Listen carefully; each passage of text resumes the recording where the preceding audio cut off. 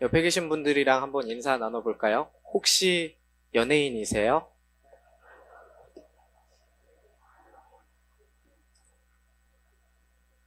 네, 안전에도 설교는 성공적인 것 같습니다. 한 방에 끝났습니다. 사실 지지난 주일에 손아람 목사님 설교를 듣고 조금 아쉬움이 있었습니다. 왜냐면 제가 지난 10월 달부터 한신교회의 막내 부목사로서 어, 역할을 알게 모르게 하고 있었는데 2달 만에 그 타이틀을 반납했기 때문입니다. 근데 뭐 저보다 5살이나 어린 후배님이니까 학교도 같이 다녔거든요, 저희는. 그래서 그냥 겸손하게 반납하기로 마음을 먹고 어떻게 하면 그러면 나는 컨셉을 잡을 수 있을까? 어떤 분은 풍채가 좋고 또 어떤 목사님은 키가 크고 또 어떤 목사님은 가장 젊고 한데 뭘 컨셉으로 내세울 수 있을까 고민하다가 결론이 안 났습니다. 계속 고민하겠습니다. 네. 오늘 말씀의 제목은 용서하시는 하나님이고요. 오늘은 용서에 대해서 이야기를 나눠볼까 합니다. 지난번에 제가 설교했던 거 혹시 기억하시는 분 계신가요? 기억에 대해서 이야기를 했었습니다.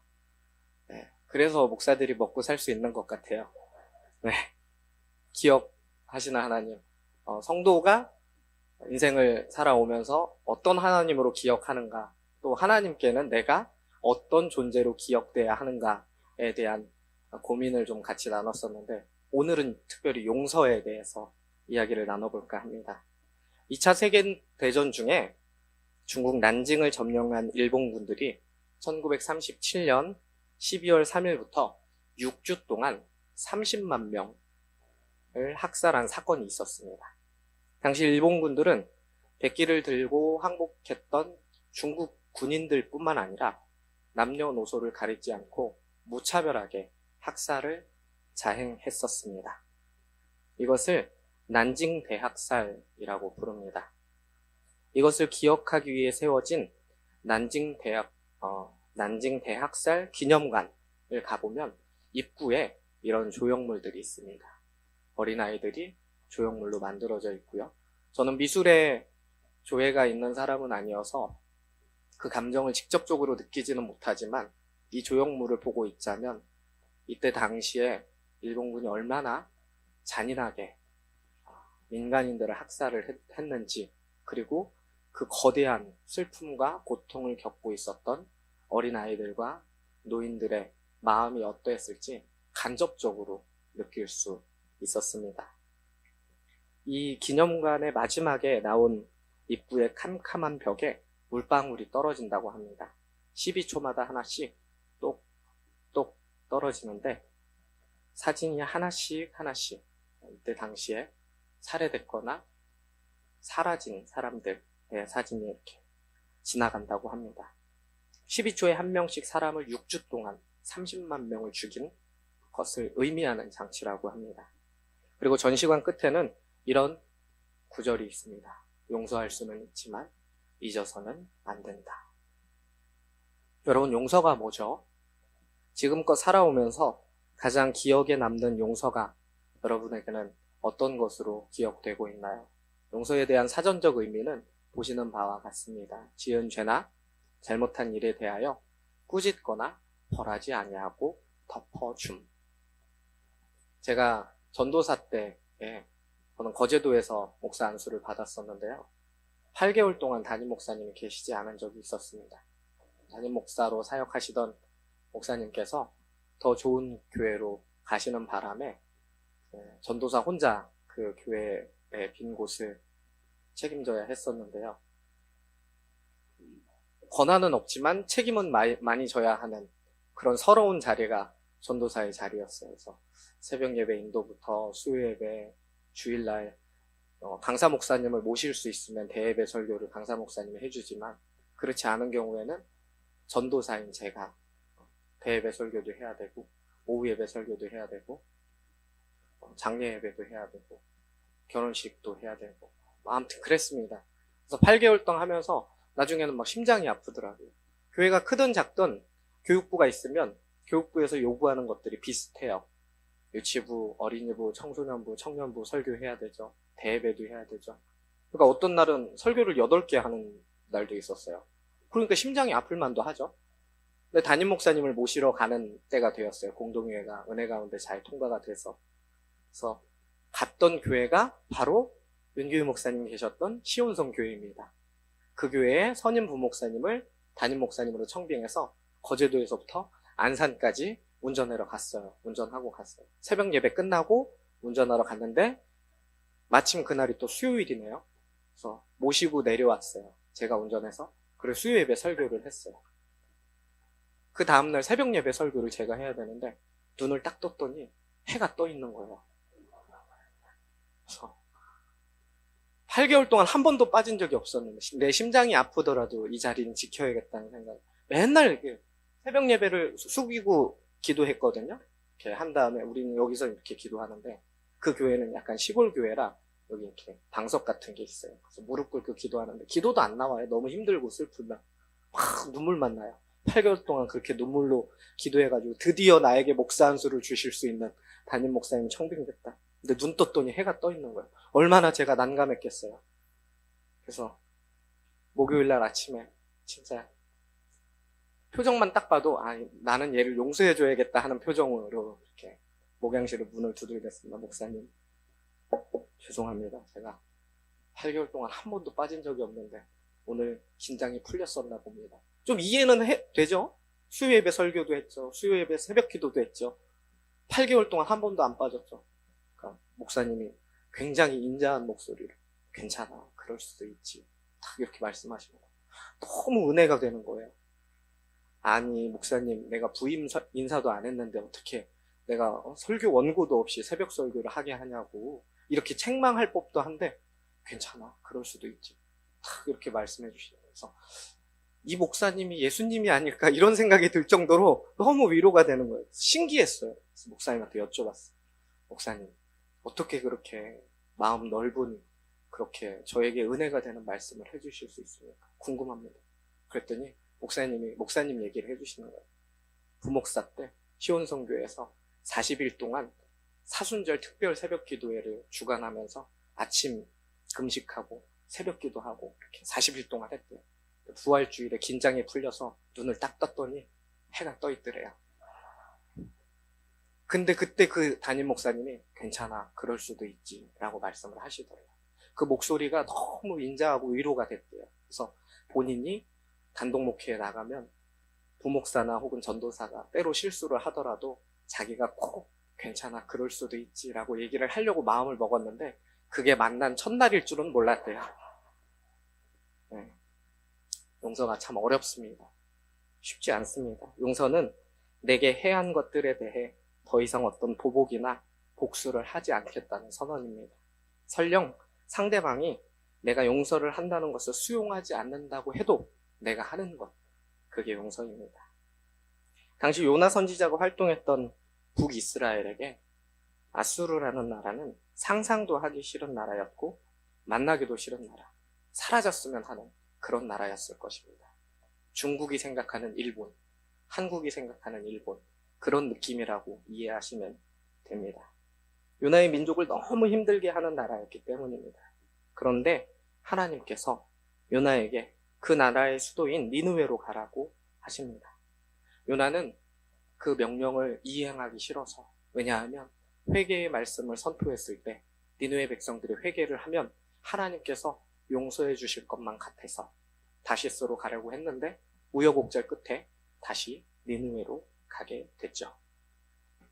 니느웨에 도착한 요나에게 이제 할 일을 주시는데 그것은 40일 후에 니느웨가 무너진다는 하나님의 심판의 메시지를 선포하라는 것이었습니다. 죽기보다 싫었던 니느웨가 무너진다는 소식은 요나의 마음을 충동질하기에 충분했을 겁니다. 어떤 마음으로 말씀을 전했을까요? 선한 마음은 아니었을 것 같습니다. 제발 무너졌으면 하는 마음이 들었을 것입니다. 이런 요나의 마음을 엿볼 수 있는 대목이 있습니다. 오늘 본문 3절의 말씀입니다. 3절 말씀 한번 볼까요? 요나가 여호와의 말씀대로 일어나서 니느웨로 가니라. 니느웨는 사흘 동안 걸을 만큼 하나님 앞에 큰 성읍이더라. 아멘. 니느웨로 가기는 했어요. 하나님의 말씀을 따라 하기는 했습니다. 사흘 동안 걸을 만큼 큰 성읍인데 요나가 며칠 동안 하나님의 말씀을 선포했을까요? 오늘 말씀 4절입니다. 4절 말씀 보면 요나가 그 성읍에 들어가서 하루 동안 다니며, 아까 3절에서 뭐라고 했어요? 사흘 동안 걸을 만큼 큰 성읍이더라 그랬는데 하루 동안 다니며 외쳤던 것. 그러니까 하나님께서 말씀하신 것을 충실하게 이행했습니까? 아니죠. 속에는 저 니느웨 철천지 원수 무너졌으면, 망했으면 하는 마음이 있었기 때문에, 용서하지 못하는 마음이 있었기 때문에 사흘 동안 걸어가야 할 만큼 큰 성읍임에도 불구하고 하루 동안 잠깐 돌면서 하나님의 말씀을 전한 겁니다. 성서 고고학자들의 말과 실제 니느웨 성의 발굴을 통해 우리가 짐작할 수 있는 니느웨 성의 규모는 둘레가 약 95km, 직경이 약 30km입니다.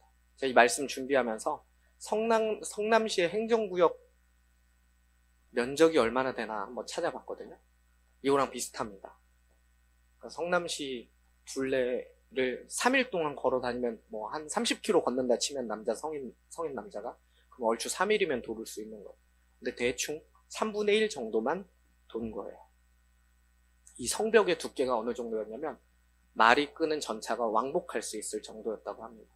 그러니까 굉장히 크고 사람도 많이 살던 그런 성이었다는 것을 알 수 있겠죠.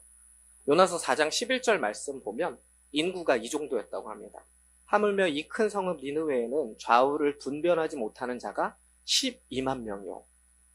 제가 그래서 판교동이랑 삼평동이랑 백현동, 안 불러서 섭섭한 동 있으면 말씀해 주세요.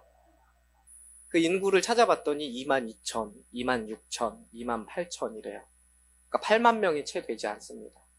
그러니까 그 세 개의 동보다 더 많은 인구가 니느웨 백성이었던 거예요. 요나를 통한 심판의 메시지가 선포되자 니느웨 성의 왕으로부터 시작해서 모든 사람, 남녀노소, 노예든 심지어 짐승까지 할 것 없이 모든 생명체가 금식을 선포하며 철저히 회개하기 시작합니다. 놀라운 일이 일어난 거죠. 여기서 우리가 잊지 말아야 할 교훈이 있습니다. 바로 하나님의 말씀은 살아있는 말씀이라는 것입니다. 살아있는 말씀이 사람들에게 선포되니 사람들이 살아서 움직이기 시작하는데 모든 사람이 철저히 회개를 하고 하나님께로 돌아갈 수 있었다라는 것입니다. 오늘 말씀 8절 같이 한번 읽겠습니다. 시작. 사람이든지 짐승이든지 다 굵은 베옷을 입을 것이요 힘써 하나님께 부르짖을 것이며 각기 악한 길과 손으로 행한 강포에서 떠날 것이라. 아멘. 9절 말씀도 같이 한번 읽겠습니다. 하나님이 뜻을 돌이키시고 그 진노를 그치사 우리가 멸망하지 않게 하시리라. 그렇지 않을 줄을 누가 알았느냐 한지라. 아멘. 저는 이 말씀을 통해서 하나님께서 우리에게 원하시는 것이 무엇인지 깊은 깨달음을 얻을 수 있었습니다. 하나님께서는 우리를 벌 주기를 기다리시는 분이 절대 아니십니다. 심지어 이스라엘 백성의 철천지 원수라 할지라도 저들이 하나님께로 돌아오기 위한 회개를 하기만 한다면 하나님께서는 구원을 은총으로 베풀어 주신 줄로 믿으시기 바랍니다. 하나님께서 싫어하시는 모든 것으로부터 니느웨 백성은 완전히 돌아섭니다. 하나님의 심판을 면하기 위해 이들은 마음과 삶으로 철저하게 회개했습니다. 이전과는 완전히 변화된 삶을 결단한 셈입니다. 성도 여러분, 바로 이것이 참된 회개입니다. 입술로만, 겉모양으로만 하는 것이 아니라 입술과 행위 그리고 삶까지도 완전히 변화되는 것, 바로 이것이 참된 회개입니다. 니느웨 성 사람들이 참된 회개를 하나님께 바쳤을 때 어떤 일이 일어났습니까? 오늘 말씀 10절 한번 같이 읽겠습니다. 하나님이 그들이 행한 것 곧 그 악한 길에서 돌이켜 떠난 것을 보시고 하나님의 뜻을 돌이키사 그들에게 내리리라고 말씀하신 재앙을 내리지 아니하시니라. 아멘. 니느웨 백성이 참된 회개를 했을 때 하나님께서 용서를 선포하십니다. 바로 이것이 하나님의 마음입니다.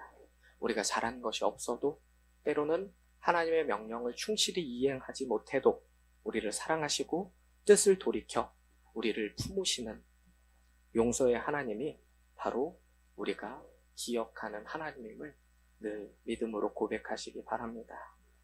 우리는 여기서 중요한 사실을 하나 발견할 수 있습니다. 용서의 뿌리, 바로 그 근원이 하나님이라는 사실입니다. 하나님의 사랑과 용서를 경험하기 위해 반드시 필요한 것이 바로 철저한 회개입니다. 그런데 여러분, 용서하기가 어디 쉽던가요? 여러분 마음에 꼭 맺혀있는 그 사람을 떠올리시기 바랍니다. 대부분 남편일까요? 모르겠습니다. 왼수라고 여겨지는 사람이 있을 수 있습니다. 사람이니까 그럴 수 있죠. 하나님의 백성 중에 한 사람이었던 요나도 니느웨 백성들을 원수같이 여겨서 끝까지 용서하지 못했었잖아요. 용서를 쉽다고 대답할 사람은 아무도 없을 겁니다. 용서는 결코 쉽지가 않습니다. 짧은 유튜브 영상 한 편 제가 여러분들에게 소개하고 싶어서 가지고 왔는데 잠깐 보시겠습니다.